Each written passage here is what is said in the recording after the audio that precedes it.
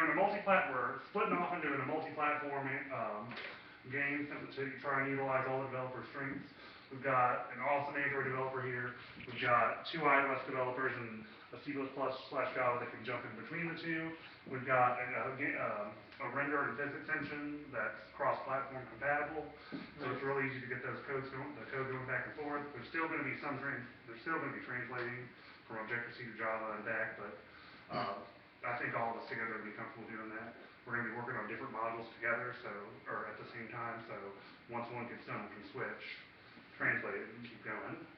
The core game mechanic, we've got, I described the screen you see here. This, well, I'll start here. This is a raft, and there's going to be preloaded in, it's going to be part of the level design, a bunch of rectangular cages and aquariums and whatnot with animals in them. And they'll be balanced on top of this raft. And we're using the accelerometer to try and keep everything stayed on top of that raft. You're going to have waves come along that you'll have to tilt against to keep everything on from knocking off. So that is our core treatment of the game, just balancing everything on there.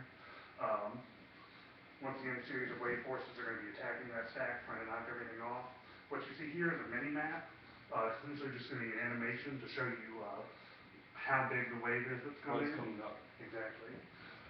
Players will use the accelerometer to control the raft with the objects on it, trying to keep everything balanced on it. Losing conditions if the objects fall off of the raft. The user loses. If the player makes it to the final level, they win. They get their win condition. Yay, everybody's happy. Main menu. We've got 3 levels. The first one is the raft on the water. The second one, instead of waves of water coming along, it's going to be like gusts of wind.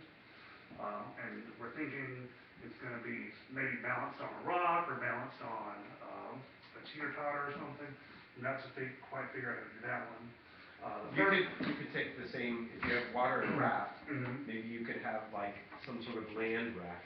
One of those things with the wind sail. Oh, yeah. So that you're playing essentially the same sort of game, but now you're on rocky terrain. So all of a sudden you've got a cactus or some animal that you have to, maybe there's something that you can do to jump or something. Well, we were trying to, we had actually come up with a couple different things, like, for example, for the third level, you would have to move the raft left to right with the accelerometer to avoid, throughout the course of the discussion, meteors falling from the sky. But we decided we wanted to keep one game. By changing the game mechanic up like that, you ended up having a different game. Right. And we wanted to have a single vision. If you go with something like a raft, which is not so bad, then you can go with other vehicles, let's call them, that would go along some sort of terrain, and you would just change up the terrain and make it more complex. I can see that. I can certainly see that. The third one, we want to do it like this balancing of all the naturistic objects against people. We're trying to figure out how to do that. We had thought about having like people push up against it or come along as a crowd and try to push it and go on, that you'd have to balance against.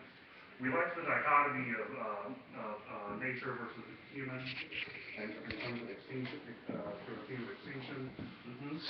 We haven't quite figured out how we want to tie that in. We decided we'd revisit that tomorrow. The most important thing was to get this first level up and running. We've gone through and described our scenes.